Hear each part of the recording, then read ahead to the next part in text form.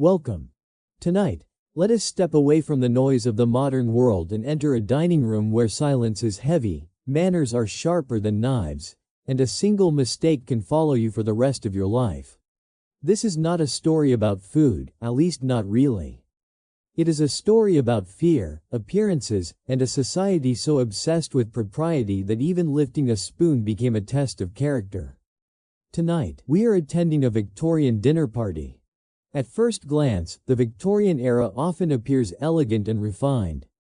We imagine candlelight flickering against polished silver, guests dressed in immaculate attire, and tables overflowing with elaborate dishes.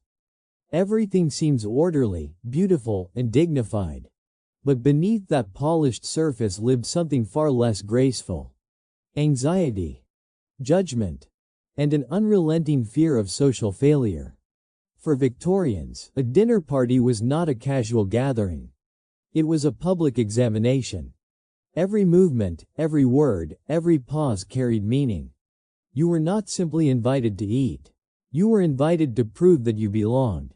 Unlike today, where a dinner invitation might arrive via a quick message or a casual call, Victorian invitations were formal declarations. Receiving one meant that someone with social authority had decided to evaluate you. Accepting it meant agreeing to be watched. From the moment a guest crossed the threshold of a Victorian home, they entered a silent performance. There were no written instructions handed out at the door, yet everyone was expected to know the rules. And the rules were unforgiving. A single misstep, choosing the wrong fork, sitting too soon, speaking out of turn, could quietly damage your reputation in ways that no apology could repair. This is what made Victorian dinner parties so unsettling. The danger was never loud or dramatic. There were no arguments, no raised voices, no visible confrontations. Instead, punishment came later, in whispers. In invitations that stopped arriving. In polite smiles that never quite reached the eyes. In your name being mentioned less and less, until one day, not at all. Reputation in Victorian society was fragile, and nowhere was it more vulnerable than at the dinner table. Victorian social life revolved around visibility. To be seen was to exist. To be invited was to matter. And dinner parties were the most visible stage of all. They brought together families, neighbors, rivals, and observers under one roof, all quietly assessing one another. Who was seated near the host? Who spoke with confidence? Who appeared nervous? Who made a mistake? Nothing went unnoticed. What made this environment especially tense was that the rules were not universal. They shifted depending on class, gender, rank, and location.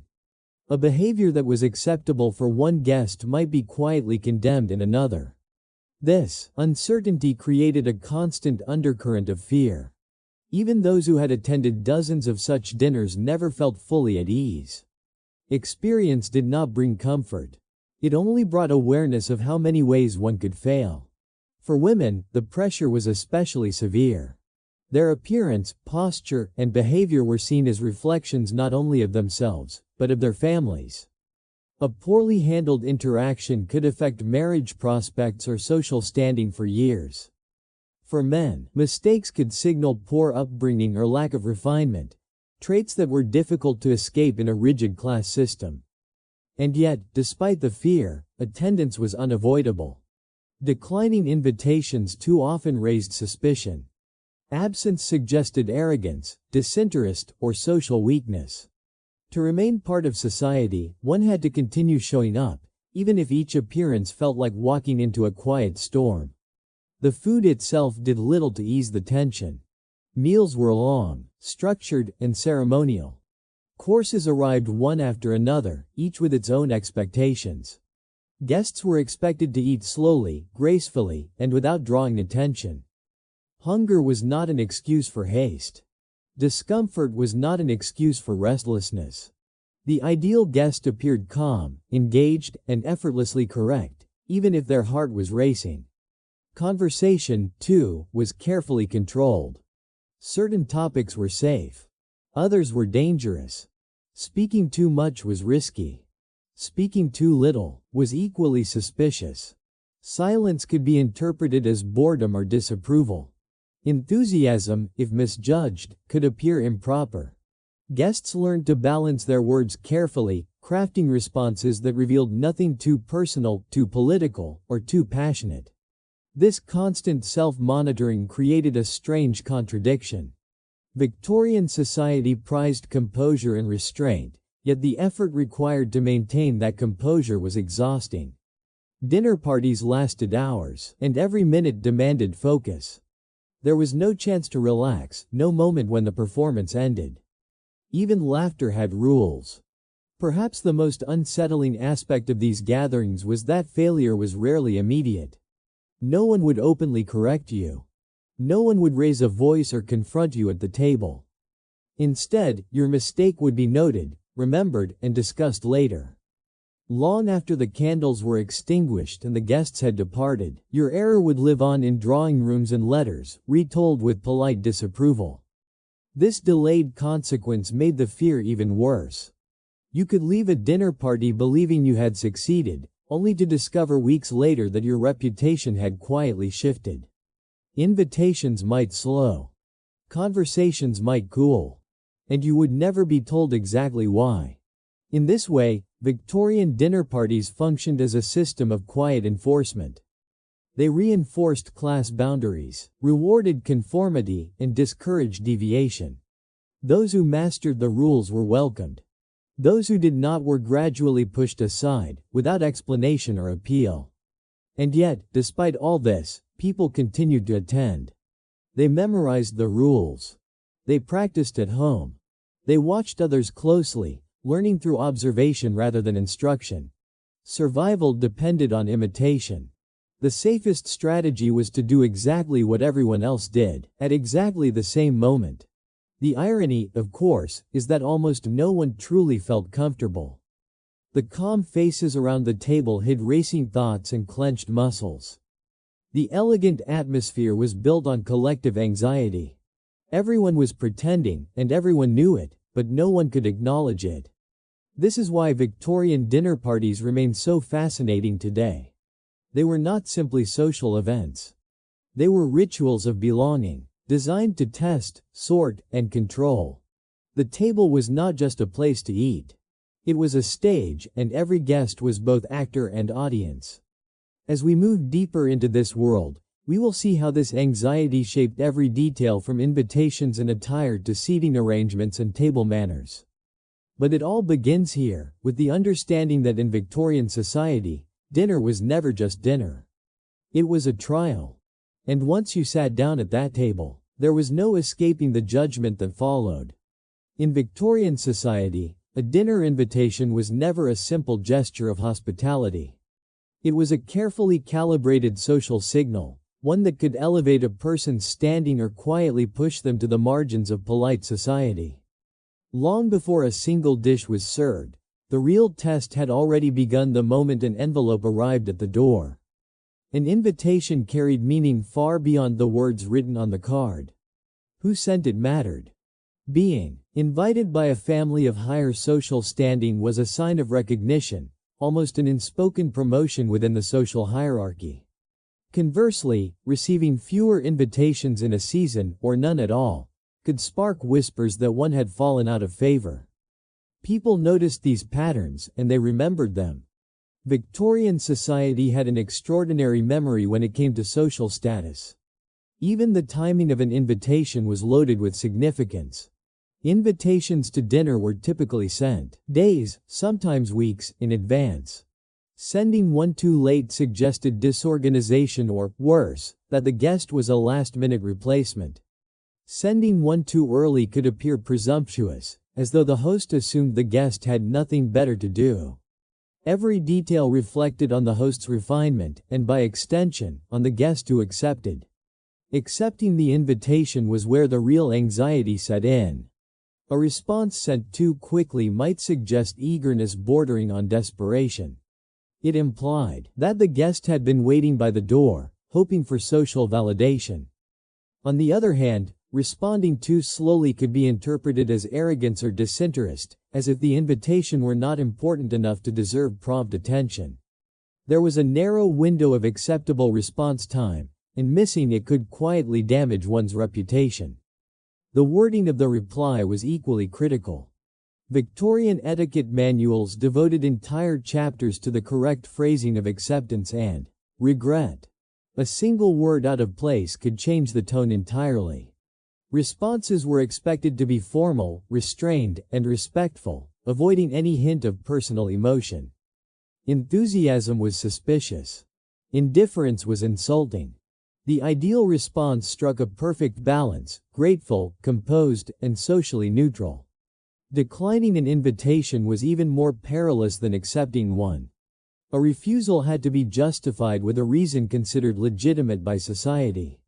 Illness, prior engagements, or family obligations were acceptable, but even these excuses had to be phrased delicately. Declining without explanation was almost unthinkable. It suggested a rejection not just of the event, but of the host themselves.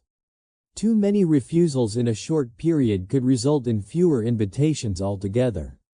The physical presentation of the reply mattered as much as the message itself. Letters were expected to be written on high-quality paper, using appropriate ink, often black. Handwriting was scrutinized, as it reflected education and self-control.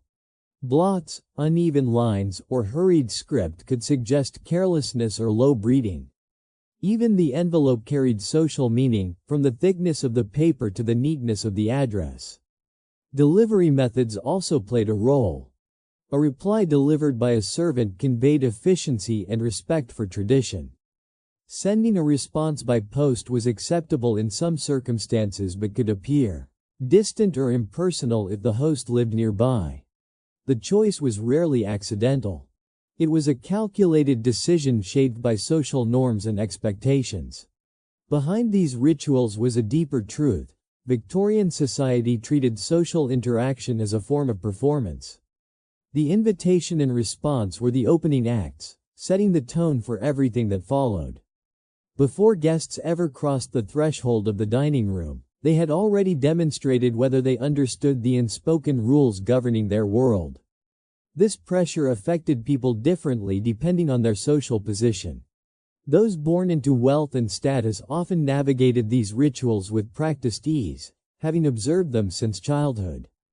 For those attempting to climb the social ladder, however, invitations were both opportunity and danger. A flawless response could bring them closer to acceptance. A single misstep could reinforce their outsider status. Women, in particular, faced intense scrutiny during this stage. A woman's social value was often tied to her perceived grace and propriety, and her handling of invitations was considered a reflection of her character. Families worried that a poorly written reply could affect not just one individual, but the reputation of the household as a whole. Men were not immune either. A gentleman's response demonstrated his discipline and respect for social order. Carelessness could suggest unreliability, a trait that carried consequences beyond social gatherings, potentially affecting business and professional relationships. All of this reveals why Victorian dinner invitations inspired such anxiety. They were not casual plans or friendly gestures. They were examinations, administered quietly and judged relentlessly. To receive an invitation was to be placed under observation, and to respond was to declare, through paper and ink, one's understanding of a complex and unforgiving social code. By the time guests finally arrived at the dinner party, much had already been decided. Reputations had been reinforced or subtly weakened. Social boundaries had been tested. The meal itself was only the next stage in a process that began long before the first course was served. In this way, the Victorian dinner invitation was less about dining and more about belonging. It was a reminder that in a society obsessed with order and appearances, even the smallest interactions carried weight. The simple act of saying yes or no was never simple at all. Once the decision to accept or decline a Victorian dinner invitation had been made, the next challenge began immediately: composing the written reply. This was not a casual note dashed off in a moment of convenience. It was a ritual, governed by rigid expectations, where every visible detail served as evidence of one's upbringing, education, and social awareness. The paper alone carried meaning. High-quality stationery was not optional. It was assumed. Thick, smooth paper signaled refinement and financial stability, while thin or rough paper hinted at carelessness or limited means. The color was usually white or cream, chosen for its association with purity and restraint. Anything decorative or overly stylized risked being seen as flashy, an attempt to compensate for a lack of true social standing. Ink choice was just as important. Black ink was the standard, symbolizing seriousness and respect. Blue ink, while not forbidden, was often viewed as informal and better suited to personal correspondence rather than formal social obligations. Any deviation from accepted norms, even something as small as ink color, could provoke quiet judgment. Victorian etiquette thrived on such details because they were easy to observe and impossible to deny. Handwriting was scrutinized with almost academic intensity.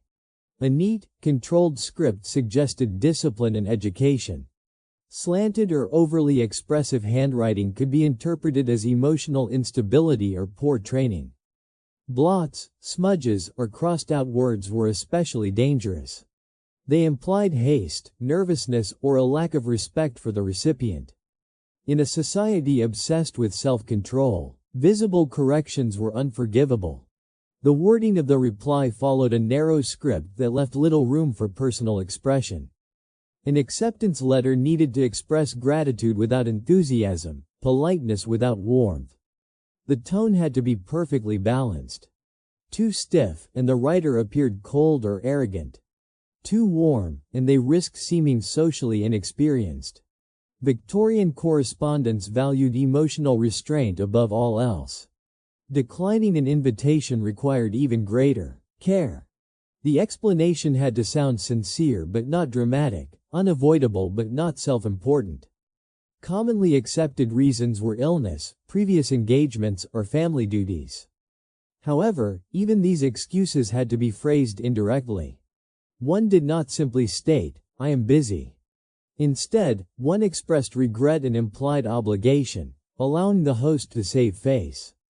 Length mattered too. A reply that was too short could seem dismissive, as though the host's effort were not worth proper acknowledgement. A reply that was too long suggested insecurity or an attempt to justify oneself excessively. The ideal letter was brief, elegant, and complete, saying exactly what was required and nothing more. Timing added another layer of pressure. Replies were expected within a socially acceptable window, often within 24 to 48 hours, depending on proximity and status. Writing too quickly could imply impatience or eagerness. Delaying too long risked being interpreted as hesitation or indifference. Guests often waited deliberately before sending their response, calculating the perfect moment to appear composed and thoughtful. Delivery was the final step in this performance. If the host lived nearby, sending the reply by servant was considered proper and respectful. It showed effort and acknowledgement of social closeness. Posting the letter through the mail was acceptable for longer distances but could seem distant if used unnecessarily. Even the route a letter took carried symbolic weight. For those without servants, this created additional anxiety. Asking a hired messenger or relying on the post exposed subtle class differences. Victorian society claimed to value politeness above wealth, but in practice, resources made etiquette easier to perform. The rules were technically the same for everyone, but not everyone had equal access to the tools required to follow them flawlessly. Women bore particular pressure during this stage. A woman's correspondence was seen as a direct reflection of her character. Mothers often supervised or even dictated their daughters' replies, aware that a single poorly written letter could affect marriage prospects or family reputation. Young women learned early that their handwriting, phrasing, and restraint were all under constant evaluation. Men faced different but equally rigid expectations. A gentleman's reply demonstrated reliability and social competence. Business relationships often overlapped with social ones, and a poorly handled invitation could raise doubts about a man's judgment or discipline. Etiquette was not confined to the drawing room. It extended into professional life as well. What made this ritual especially stressful was its invisibility. There were no written rules posted publicly, no official authority to appeal to. Knowledge was passed down informally through observation, family guidance, and etiquette manuals that often contradicted one another. Mistakes were rarely addressed directly. Instead, they were remembered. This silence was intentional. Victorian society preferred quiet correction through exclusion rather than confrontation. Someone who repeatedly failed to meet expectations might simply stop receiving invitations. No explanation would be given. The absence of future correspondence served as the verdict. For those attempting to rise socially, mastering the written reply was essential. It was one of the few moments when an individual could demonstrate understanding of elite norms without being physically present. A perfectly composed letter could open doors.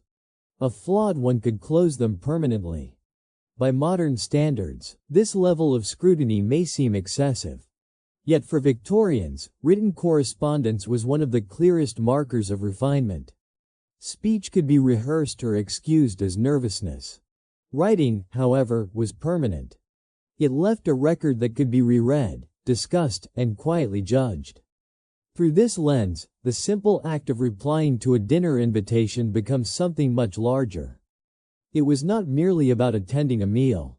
It was about proving one's place in a society that valued control, order, and appearances above comfort or authenticity. Long before the first guest arrived at the door, the true social evaluation had already taken place. Ink had dried, judgments had been formed, and expectations had been set. The dinner party itself would only confirm what the written reply had already revealed. By the time a Victorian guest had successfully navigated the invitation and the written reply, another trial awaited, one that was far more visible and far less forgiving. Clothing was not simply a matter of personal taste. It was a public declaration of status, morality, and self-discipline. Long before a guest entered the dining room, their outfit had already begun speaking on their behalf. Victorian fashion operated under a strict set of expectations shaped by class, gender, time of day, and the nature of the event. A dinner party demanded formal evening attire, and anything less was interpreted as disrespect toward the host. Yet dressing too elaborately carried its own risks. Excessive ornamentation could suggest vanity or a lack of refinement.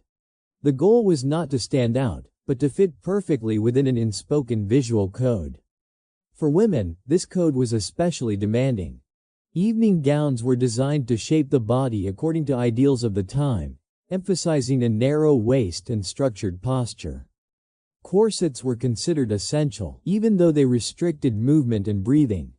Comfort was irrelevant. Endurance was expected. A woman who appeared physically at ease risked appearing morally lax or socially unaware.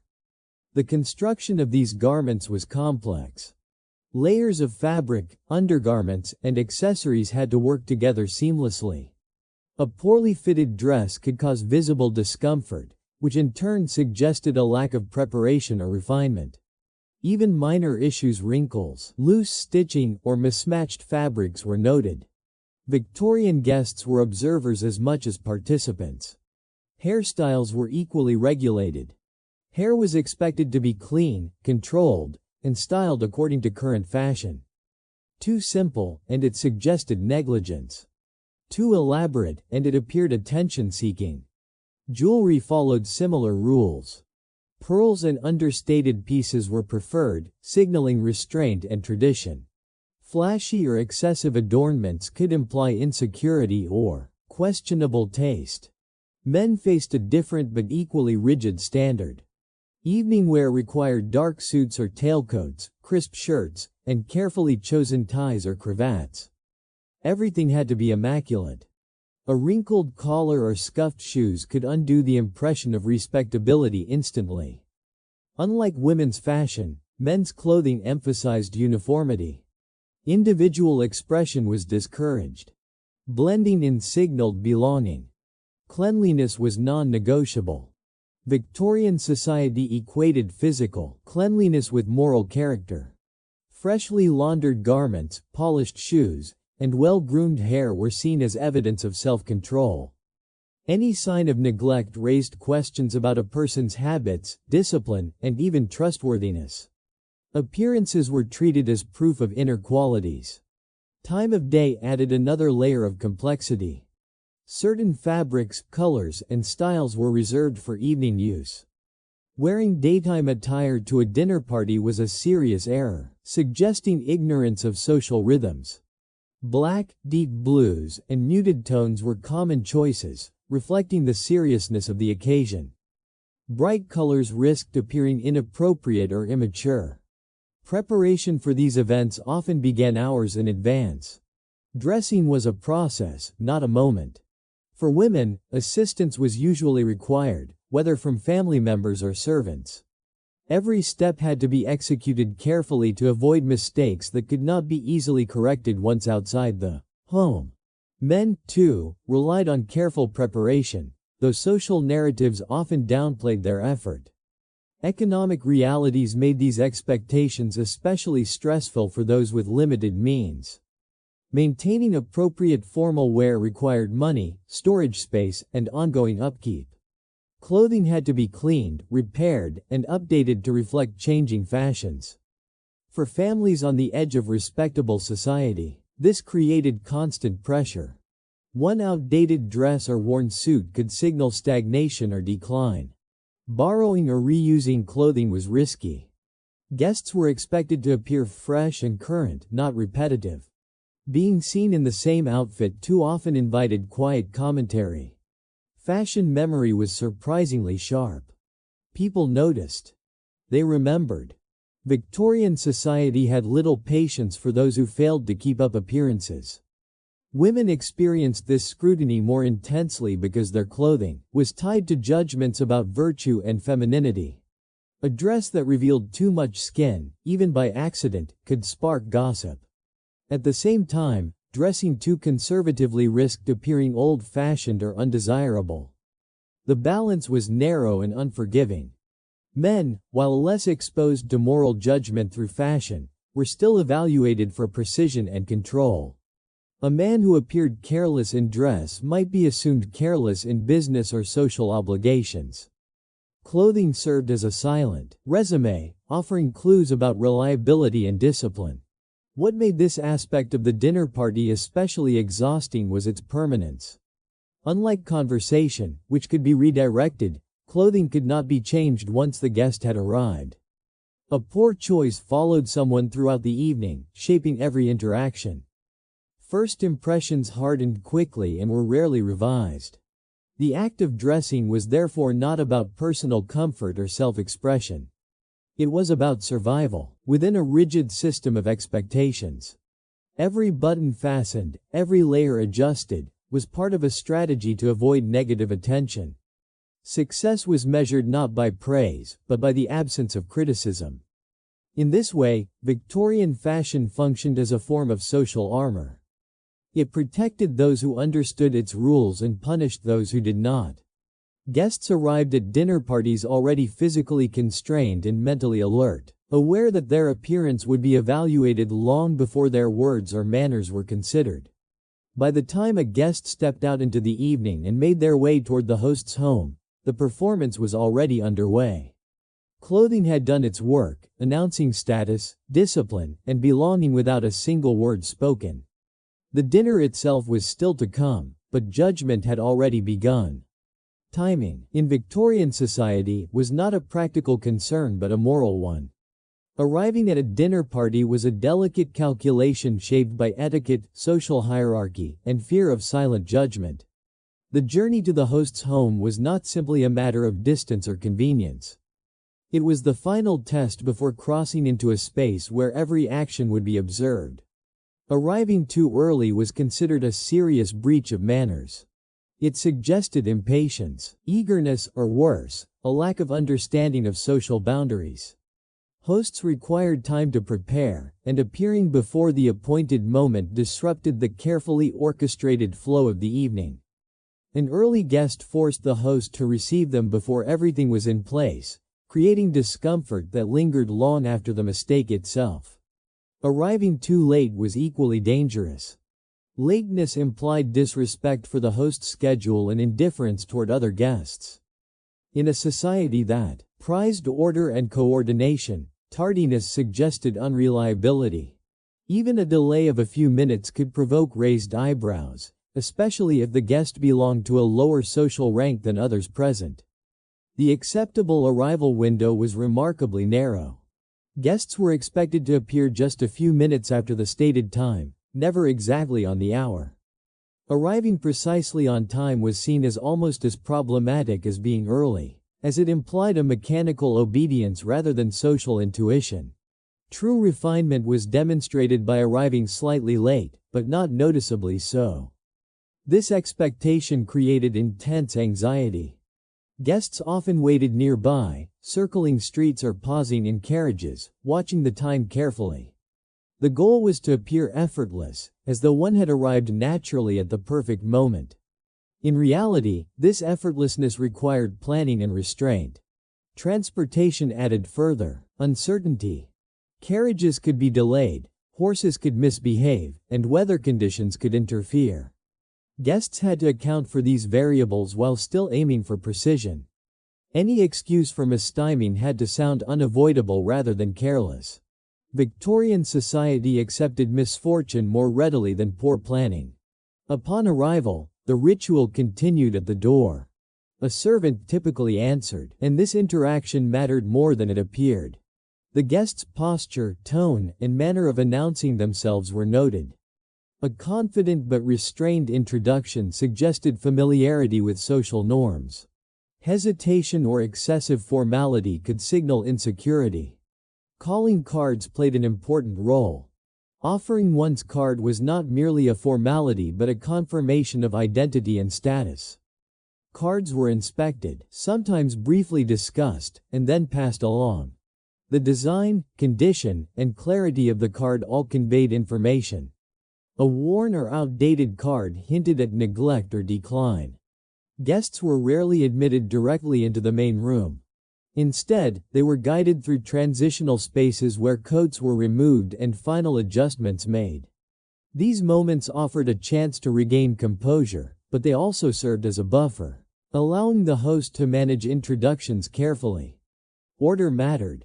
Who entered the room first and who followed was often deliberate. The first moments inside the home were crucial. Guests were expected to greet the host with appropriate warmth without familiarity. Too much enthusiasm risked appearing unrefined. Too little suggested arrogance. The balance was subtle and difficult, especially under the pressure of observation. Social rank influenced how mistakes were interpreted. A respected guest arriving slightly late might be forgiven or even admired. A lesser-known guest would not receive the same grace. Victorian etiquette claimed universality, but its enforcement varied depending on status. The rules existed for everyone, but their consequences were not evenly distributed. Women often faced heightened scrutiny during arrival. Their demeanor, posture, and expression were assessed immediately. A woman who appeared flustered risked being seen as emotionally uncontrolled. One who appeared too composed might be labeled cold. The expectation was calm elegance, regardless of internal stress. Men were judged on confidence and command. A man who appeared uncertain at the threshold of the host's home could be seen as lacking authority. This perception extended beyond social settings, reinforcing assumptions about competence and reliability. Introductions followed swiftly. Guests were presented to one another in an order reflecting hierarchy. These introductions were brief and formulaic, designed to establish relationships without encouraging immediate intimacy. Deviating from the script created discomfort. Using the wrong title or mispronouncing a name could linger as a quiet embarrassment. Eye contact, body language, and positioning within the room all mattered. Standing too close to the host suggested overfamiliarity. Lingering at the edges suggested discomfort or low status. Guests were expected to read the room quickly and place themselves appropriately, adjusting their behavior as needed. Silence, during these moments, was not awkward but strategic. Speaking too soon or too much risked drawing attention. Observing first was considered wise. Those who understood this allowed others to set the tone before contributing minimally and safely. What made arrival so stressful was its irreversibility. First impressions formed quickly and were rarely revised. Unlike conversation later in the evening, which could be smoothed over, arrival errors were permanent. They framed how everything else was interpreted. This stage of the dinner party reinforced the broader values of Victorian society: restraint, awareness, and control. Arriving correctly demonstrated not just punctuality, but an understanding of one's place within a larger social structure. It showed respect for hierarchy and an ability to conform without visible effort. For those striving to maintain or improve their social position, mastering arrival etiquette was essential. It signaled belonging before any interaction took place. Failure marked someone as an outsider, regardless of their behavior later in the evening. By the time all guests had arrived and the room settled into its expected rhythm, much had already been decided. Social lines had been drawn. Impressions had been set. The dinner had not yet begun, but the performance was well underway. In Victorian society, the act of arriving was not a transition. It was a declaration. Once guests had arrived and the initial introductions were complete, they entered what many Victorians considered the most treacherous phase of the evening: pre-dinner conversation. This was the period when people stood or sat together in drawing rooms, waiting for the signal to move to the dining table. On the surface, it appeared relaxed. In reality, it was governed by invisible rules and silent evaluations that could shape how a guest was remembered long after the night ended. Conversation before dinner served a specific purpose. It was not meant to entertain deeply or reveal personal opinions. Its function was to confirm social compatibility. Guests were expected to demonstrate ease, restraint, and awareness of boundaries. Saying nothing at all was risky, but saying too much was worse. The ideal guest spoke just enough to be noticed, but not enough to attract scrutiny. Acceptable topics were limited and well understood, even if rarely stated outright. Weather was always safe, as it carried no political or moral weight. Travel, if discussed carefully, was also permitted, especially if it involved respectable destinations and modest observations. Architecture, gardens, and public events could be mentioned, provided no strong opinions were expressed. The goal was neutrality. Politics, religion, and controversial social issues were firmly off limits. Raising such subjects suggested poor judgment and a lack of self-control. Even if others in the room privately agreed, public discussion risked tension, and tension was the enemy of polite society. Victorian etiquette prized harmony above honesty. It was better to be bland than disruptive. Personal matters were equally dangerous. Discussing finances, health, or family difficulties violated the expectation that social gatherings remain light and impersonal. Revealing too much about oneself was interpreted as emotional neediness. Guests were expected to appear stable, content, and untroubled, regardless of their private reality. Humor, while not forbidden, required careful handling.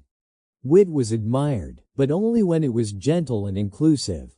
Sarcasm or sharp jokes could easily be misinterpreted as arrogance or cruelty. Laughing too loudly or too frequently suggested a lack of refinement. Even amusement had to be controlled. Body language played a critical role. Standing too close to others could be perceived as intrusive. Standing too far away suggested discomfort or social inferiority. Eye contact had to be balanced, engaged but not intense. Fidgeting, shifting weight, or adjusting clothing too often signaled nervousness, which was quietly judged as weakness. Women were often expected to facilitate conversation rather than dominate it. A woman who spoke confidently but briefly was praised for her grace. One who spoke at length risked being labeled improper or attention-seeking. Silence, however, carried its own risks. A woman who remained too quiet could be dismissed as dull or socially unskilled. Men faced expectations of composure and leadership in speech. A gentleman was supposed to guide conversation without drawing attention to himself. Dominating discussions suggested ego. Withdrawing entirely suggested incompetence. The balance required constant awareness and adjustment. Social rank shaped these interactions significantly. Guests of higher status could bend the rules slightly. Their opinions carried weight, and minor conversational missteps were often overlooked. Guests of lower or uncertain standing had no such protection. Every word they spoke was filtered through existing assumptions, making caution essential. The structure of the room itself influenced conversation. Hosts often arranged seating or standing areas deliberately, placing certain guests together to encourage safe interactions. People noticed these arrangements and understood their implications. Being positioned near the center of the room suggested favor. Being placed near the edges hinted at marginal status. Listening was as important as speaking. Interrupting others was unacceptable, but appearing overly eager to agree was also frowned upon. Nods, brief affirmations, and restrained expressions of interest were preferred. Guests were expected to show attentiveness without emotional investment. Silences were not always awkward in Victorian society. Short pauses were acceptable and even respected, as they demonstrated self-restraint. Filling every gap with chatter suggested anxiety. Comfort with silence was seen as a sign of confidence and social maturity. The pre-dinner period also served as a final assessment before seating arrangements were enacted. Hosts observed interactions carefully. A guest who navigated conversation smoothly was rewarded with favorable placement at the table. One who appeared uncomfortable or disruptive might be seated farther from the host or next to less influential guests. For newcomers or those seeking social advancement, this stage was particularly stressful. Unlike formal correspondence or arrival rituals, conversation required improvisation. There was no script to follow, only instincts shaped by observation and experience. Mistakes could not be erased or rewritten. Missteps were rarely addressed openly. Victorian society preferred subtle correction. A raised eyebrow, a brief change of subject, or a polite withdrawal from conversation served as signals. Those who failed to recognize these cues risked repeating errors throughout the evening.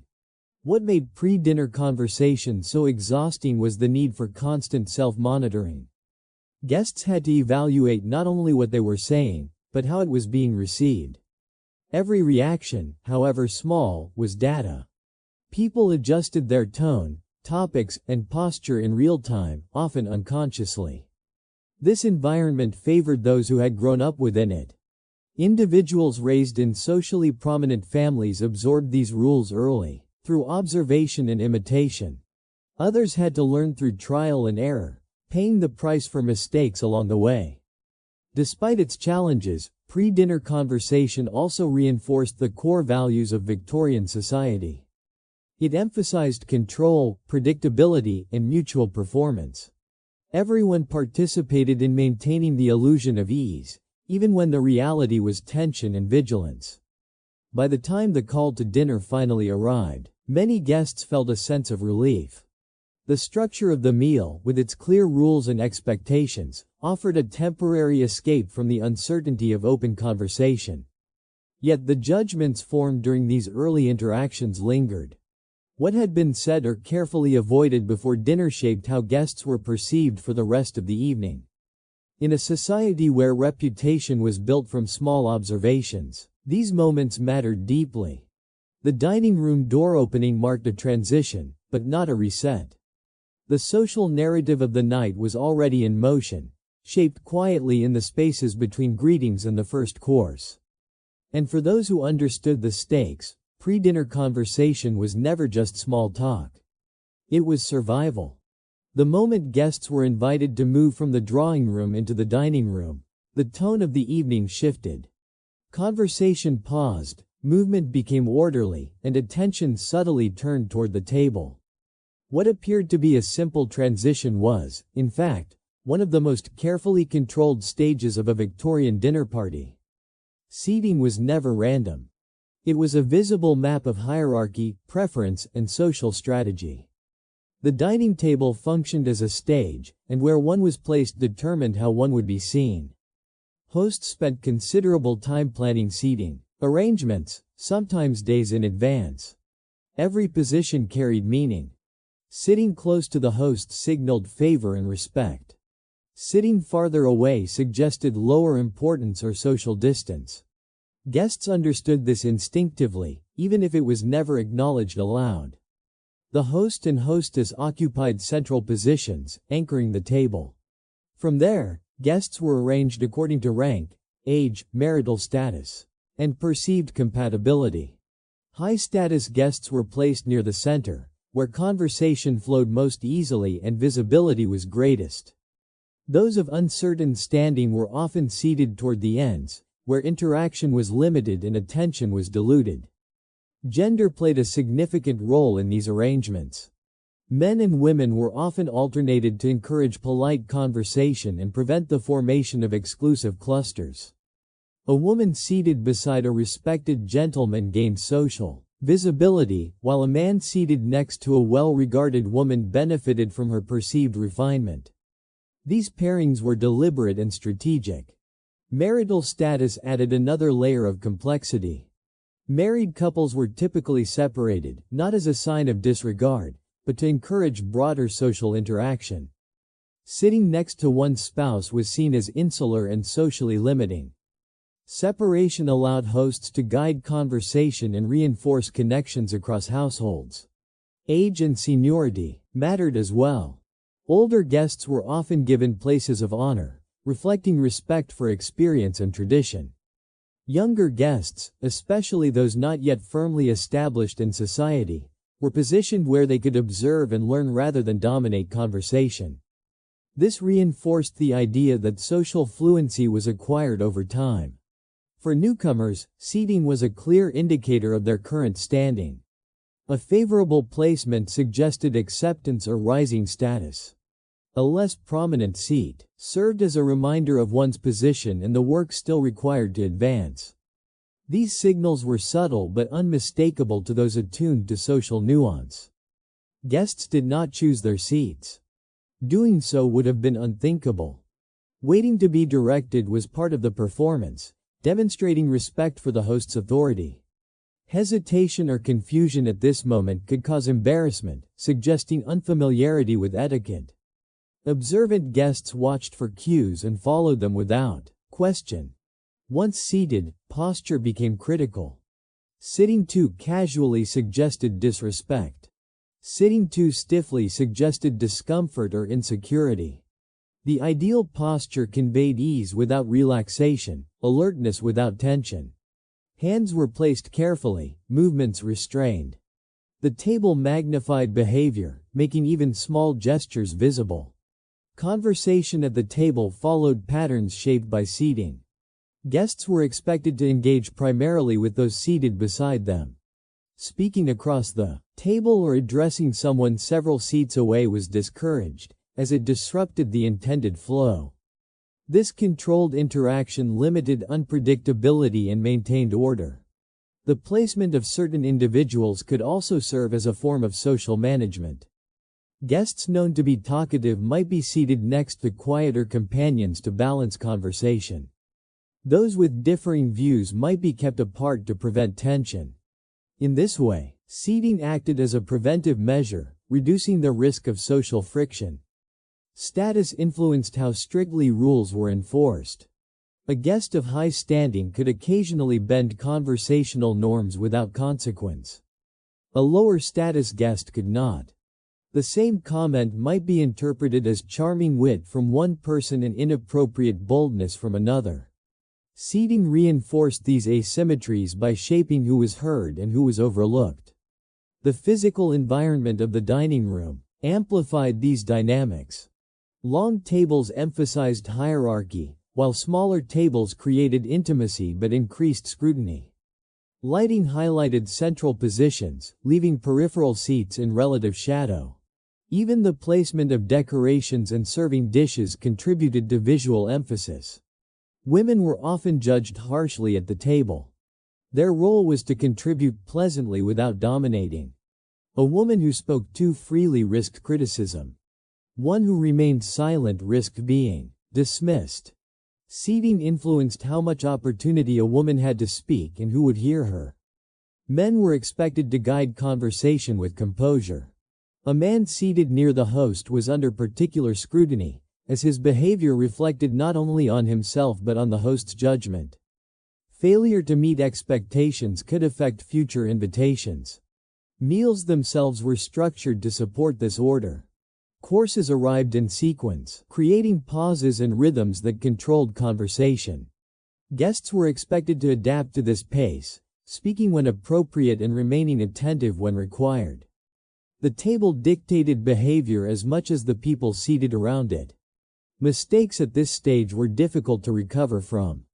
Choosing the wrong conversational partner, misjudging tone, or misunderstanding one's role could lead to awkwardness that lingered throughout the meal.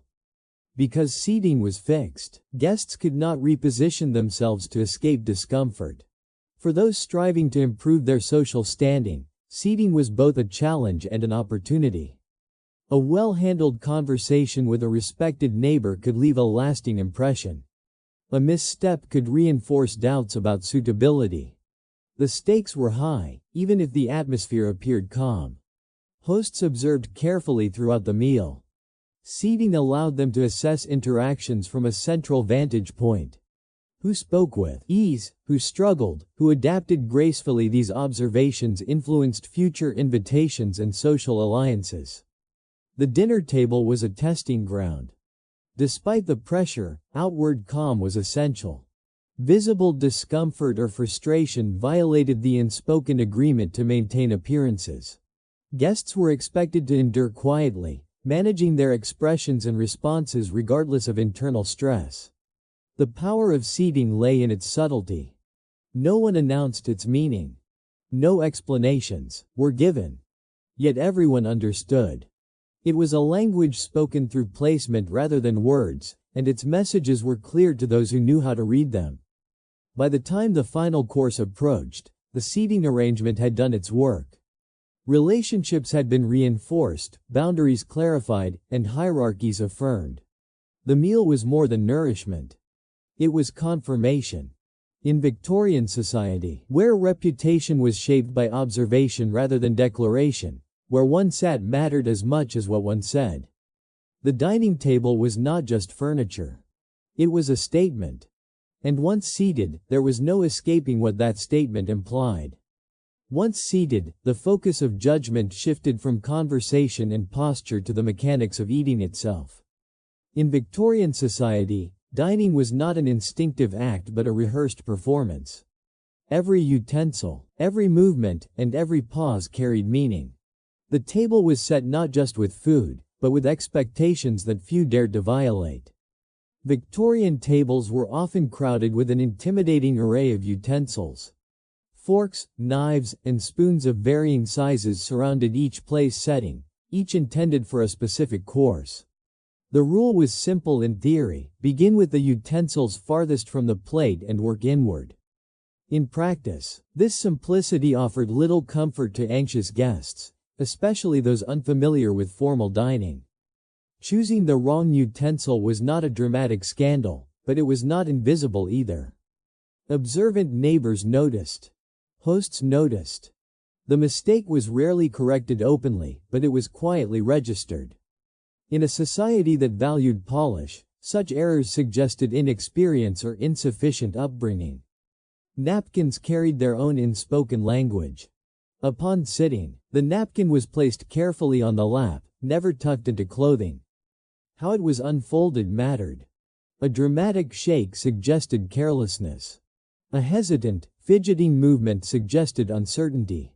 The ideal gesture was smooth and understated, signaling familiarity with the ritual. Throughout the meal, napkins were used sparingly. Dabbing the mouth gently was acceptable. Wiping aggressively was not. Using the napkin too frequently implied poor table manners or excessive concern with appearance. Using it too little risked appearing neglectful. Balance was essential. Soup, in particular, inspired anxiety. Victorian etiquette dictated that soup be sipped quietly from the side of the spoon, never slurped. Tilting the bowl was frowned upon. Leaving a small amount of soup behind was preferable to appearing greedy or unrefined. These rules transformed a simple course into a test of self-control. Bread was another source of potential error. Bread was to be broken into small pieces, buttered individually, and eaten gradually. Spreading butter on an entire slice at once was considered improper. This practice emphasized moderation and patience, reinforcing broader social values. Fish and meat courses introduced specialized utensils. Using a knife where a fork was intended, or vice versa, marked a guest as inexperienced. Bones were removed discreetly, placed carefully on the side of the plate, never directly onto the table. Every action was meant to appear natural, even though it required constant attention. Even the act of cutting food carried rules.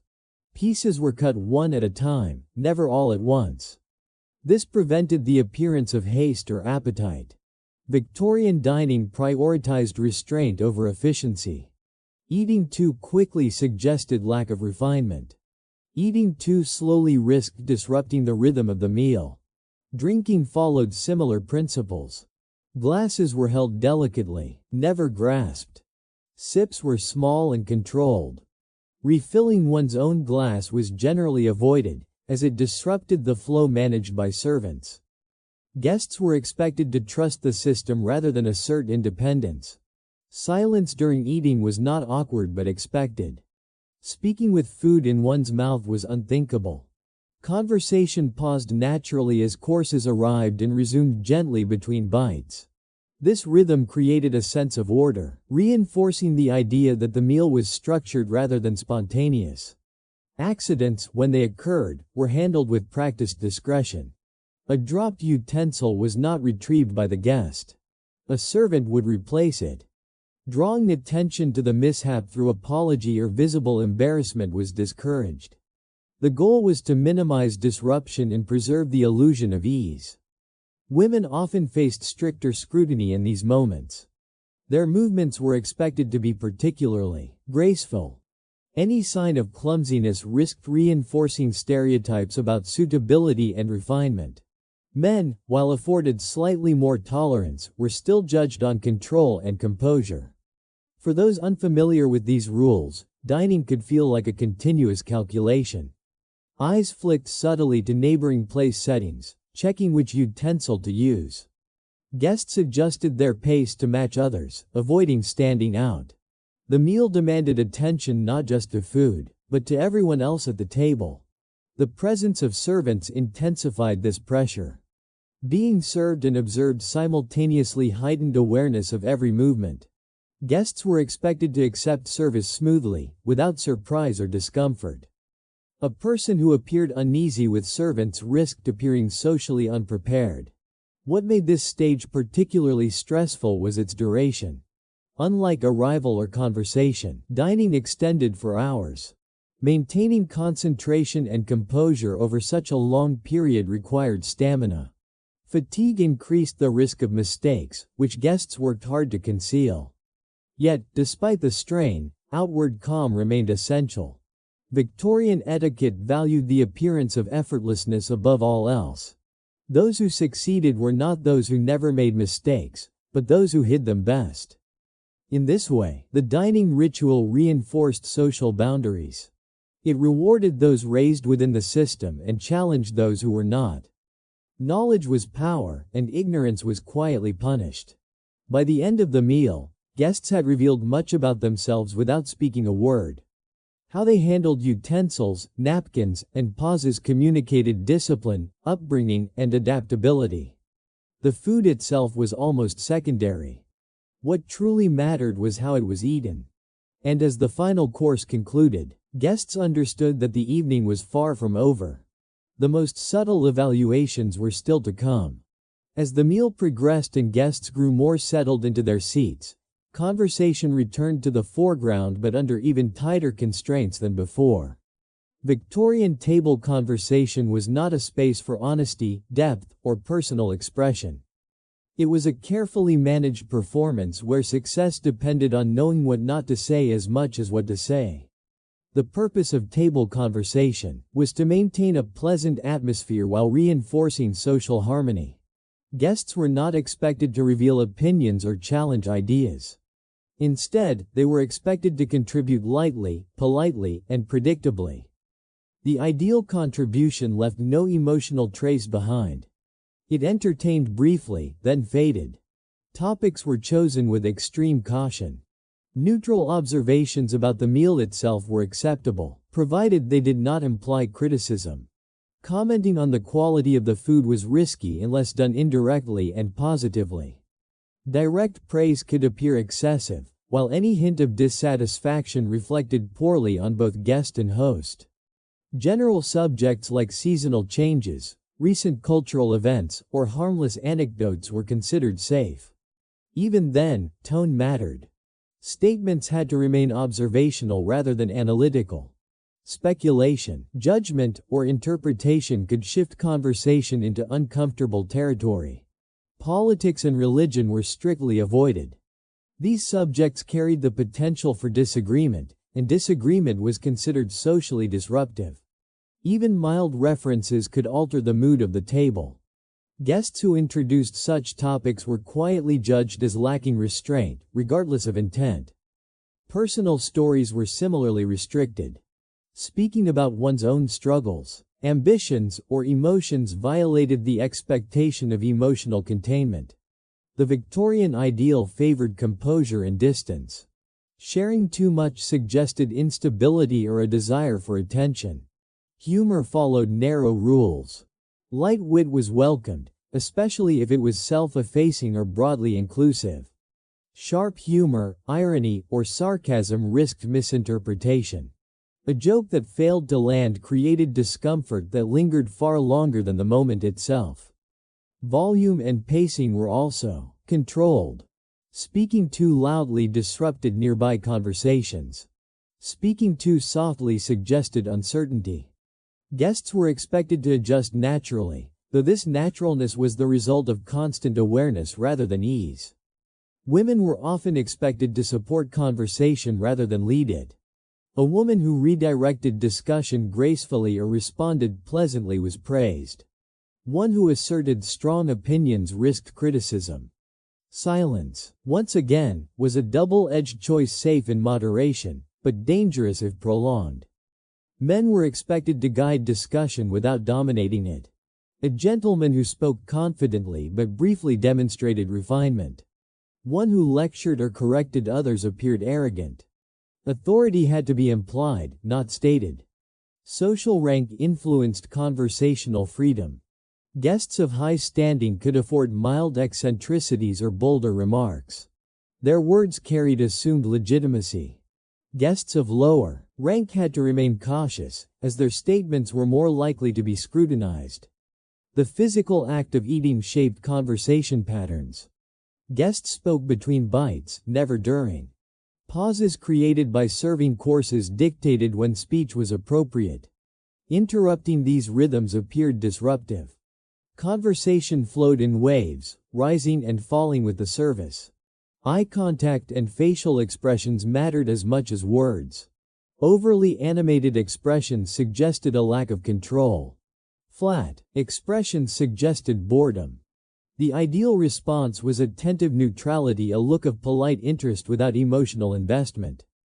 Disagreement, when unavoidable, was handled indirectly. Guests might change the subject, offer a vague agreement, or respond with non-committal phrases. Direct contradiction was almost never acceptable. Maintaining harmony outweighed accuracy or truth. What made table conversation particularly demanding was its endurance. Unlike brief pre-dinner exchanges, this stage lasted for hours. Guests had to sustain awareness and restraint while managing fatigue and hunger. The longer the meal continued, the greater the risk of slipping. Hosts observed carefully throughout. Table conversation offered insight into a guest's adaptability and judgment. Someone who navigated discussion smoothly was seen as socially reliable. Someone who disrupted harmony, even unintentionally, risked fewer future invitations. For newcomers, this stage was especially revealing. Without familiarity or established reputation, they had little margin for error. Every comment contributed to a developing image that others would remember long after the evening ended. Mistakes were rarely corrected openly. Instead, they were absorbed into the social memory of the group. A single awkward comment might be recalled years later as evidence of poor fit. Victorian society excelled at quiet accumulation of judgment. Despite its restrictions, table conversation also served as a bonding ritual. By collectively avoiding conflict in depth, guests affirmed shared values of restraint and order. The absence of disagreement was interpreted as success. In this way, silence became as meaningful as speech. Knowing when not to speak demonstrated awareness and discipline. The most admired guests were often those who left the lightest footprint on the conversation. As courses were cleared, and the meal approached its end, many guests felt a growing sense of relief. The most demanding portion of the evening was nearly complete. Yet they remained alert, knowing that evaluation did not end with the final bite. At a Victorian dinner table, words were tools to be used sparingly. Meaning lay not in what was said, but in what was carefully avoided. And those who understood this left the table with their reputation intact, unchallenged, and therefore successful. As the final course was cleared and plates disappeared from the table, a modern guest might assume the most difficult part of the evening was over. In Victorian society, that assumption would have been dangerously premature. The end of the meal marked a transition, not a release. Judgment did not stop when eating ended, it simply changed form. The conclusion of dinner followed a precise sequence. Guests did not push back their chairs freely or rise when they felt ready. Movement was coordinated and initiated by the hostess. Standing too early suggested impatience or a desire to escape. Remaining seated too long suggested inattentiveness. Once again, success depended on timing rather than intention.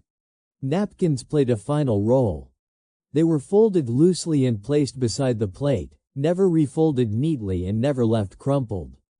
This gesture signaled that the meal had ended naturally, not abruptly. Even at this moment, small details mattered. A misplaced napkin could draw quiet notice. Conversation resumed briefly as guests prepared to leave the table. This was not a time for reflection on the meal or personal commentary. Remarks were expected to remain light and neutral, preserving the calm tone established earlier. Any shift toward intimacy or seriousness was inappropriate. Traditionally, women withdrew from the dining room first, often retiring to a drawing room while men remained behind. This separation was highly ritualized and carried social meaning. Women were expected to leave gracefully, without haste or reluctance. Their departure was part of the evening's choreography, not a personal choice. Men, left at the table, were expected to continue polite conversation under looser but still defined rules. The atmosphere might become slightly more relaxed, but restraint remained essential. Loudness, strong opinions, or visible indulgence risked undermining the dignity of the evening. When guests reconvened later, behavior was again observed. Fatigue increased the likelihood of mistakes, making this stage particularly revealing. Guests who maintained composure until the end demonstrated stamina and social discipline, qualities admired in Victorian society. Expressions of gratitude were expected, but they had to be understated. Excessive praise suggested insecurity or flattery. Silence, however, could appear ungrateful. The correct response fell somewhere between acknowledgement and restraint, once again requiring careful balance. Departure followed the same principles as arrival. Guests did not linger unnecessarily, nor did they rush to leave. Farewells were brief, polite, and emotionally neutral.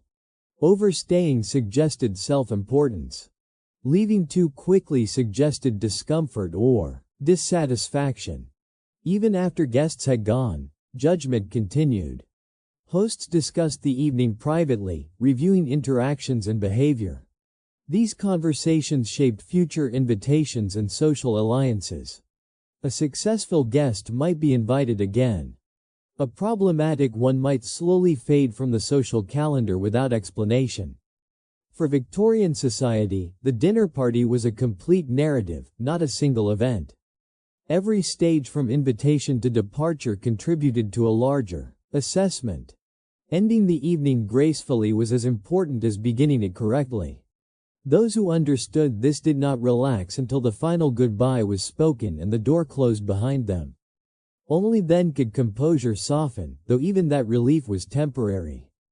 The meal had ended, but the verdict was already forming.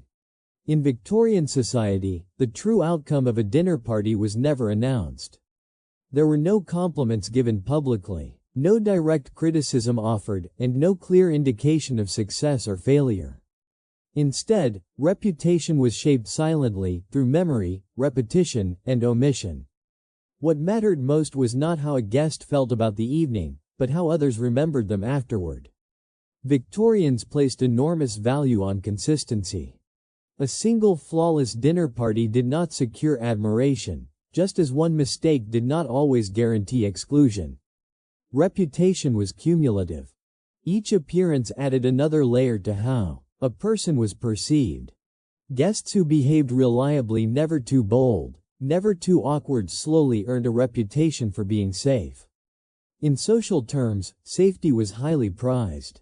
Memory played a central role in this process. Details that might seem insignificant today were carefully stored away. Who arrived late? Who spoke too much? Who appeared uncomfortable with servants?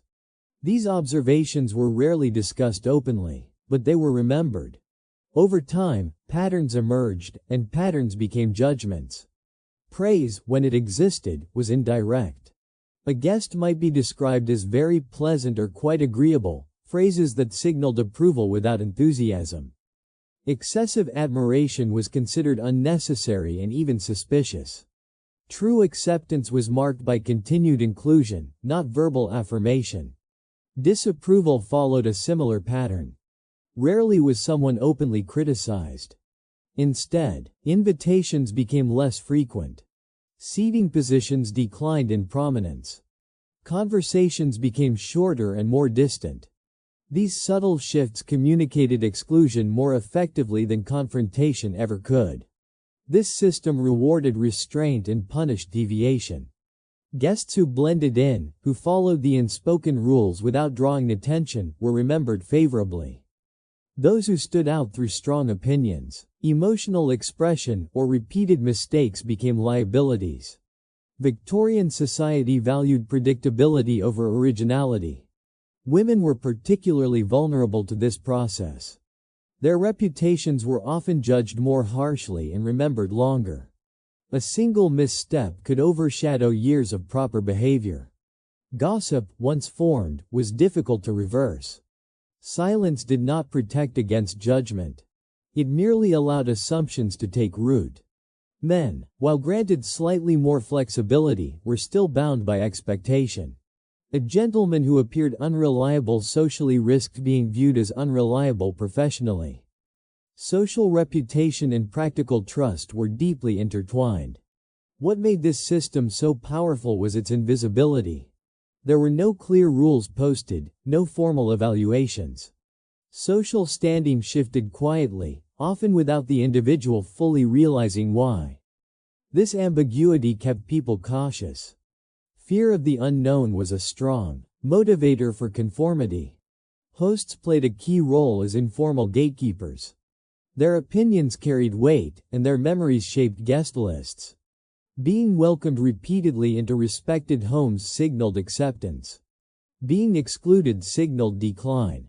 These signals were subtle but widely understood. Over time, individuals internalized these expectations. Many no longer needed to consciously think about etiquette, it became instinctive. This internalization was the ultimate goal of Victorian social training, to produce people who regulated themselves without external enforcement.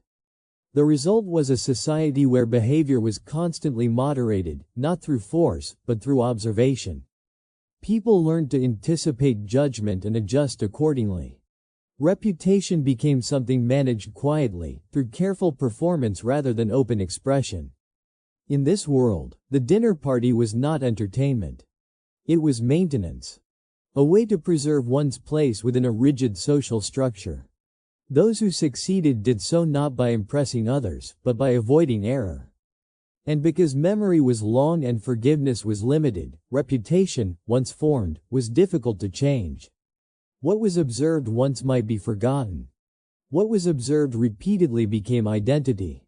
In Victorian society, nothing was ever truly forgotten.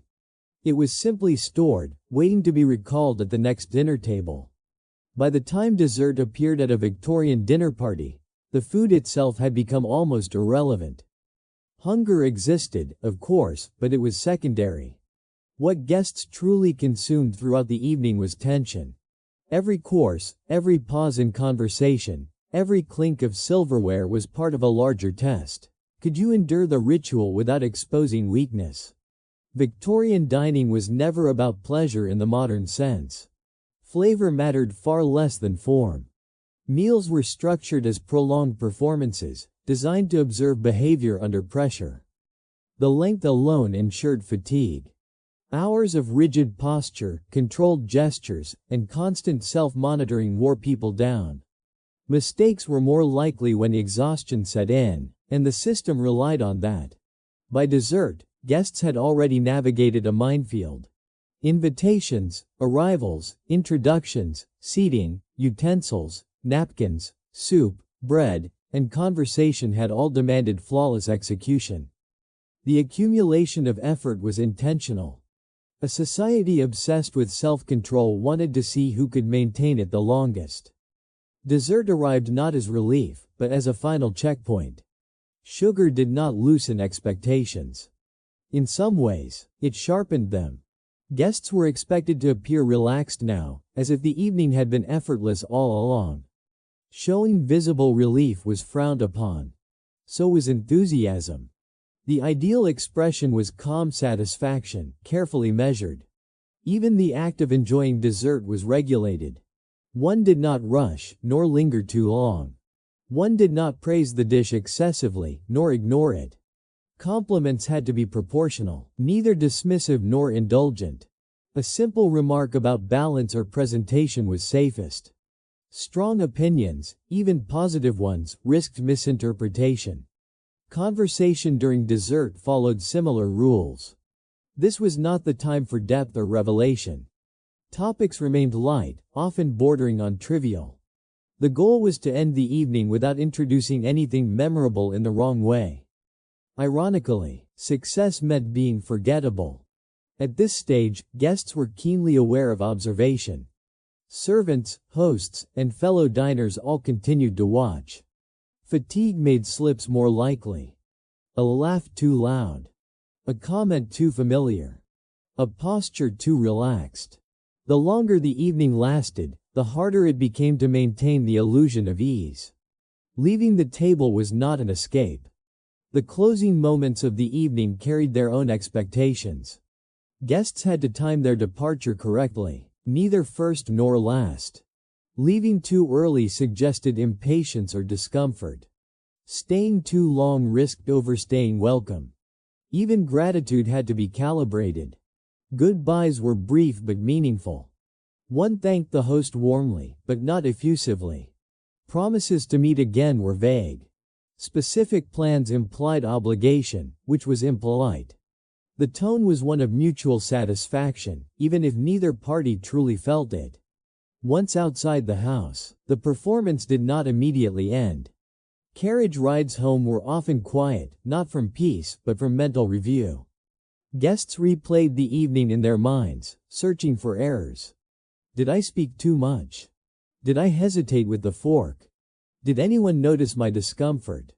The following days mattered just as much as the dinner itself. Mentions in society pages, passing comments at other gatherings, changes in invitation patterns all served as feedback. Silence could be reassuring or ominous, depending on context. Nothing was explicit, yet everything was understood. What made this system so effective was its internalization. Guests enforced the rules on themselves long before anyone else needed to. Anxiety became habitual. Over time, people stopped asking whether they were enjoying themselves and focused instead on whether they were performing correctly. This was why food mattered so little. The dishes could be strange, bland, or excessive. What mattered was how one reacted to them. Did you adapt? Did you conceal discomfort? Did you follow ritual without complaint? The meal was simply the backdrop for evaluation. Victorian society equated restraint with virtue. To endure discomfort without protest was seen as moral strength. Dinner parties became moral tests disguised as social events. Those who passed proved they belonged. Those who struggled revealed themselves as unsuitable. There was no applause at the end. No acknowledgement of effort. Survival itself was the reward. Being invited again meant you had succeeded. Not being invited was the verdict. In this context, anxiety was not a side effect. It was the point. A person who felt anxious was more controllable, more attentive, less likely to disrupt order. The dinner party reinforced hierarchy by reminding everyone of their place. Modern audiences often laugh at Victorian etiquette, seeing it as excessive or absurd. But within its own system, it was precise. Every rule served a purpose. Every ritual reinforced discipline. Every meal trained people to regulate themselves. The irony is that very little joy was required. Satisfaction came not from connection or comfort, but from endurance. The successful guest did not leave nourished. They left intact. And so, when the final cup was cleared and the last guest departed, the evening's true outcome was already decided. Not by what was eaten, but by who endured without error. In the Victorian world, dinner was never just dinner. It was survival, staged politely, served in courses, and remembered long after the last plate was cleared. In the end, Victorian dinner parties reveal far more about power than about food. Beneath polished silverware and carefully chosen words was a system designed to test endurance, obedience, and self-control. Every guest who sat at the table became both performer and subject, navigating invisible rules that shaped social fate. What looked like refinement was, at its core, discipline. And what appeared to be hospitality was often quiet judgment. By understanding these rituals, we see how an entire society taught its members to monitor themselves silently, constantly, and willingly. Thank you for staying with this story to the very end. If you found it insightful, thought-provoking, or unsettling in the right way, do not forget to support the channel and join us again for the next deep dive into history's quieter truths. Until next time.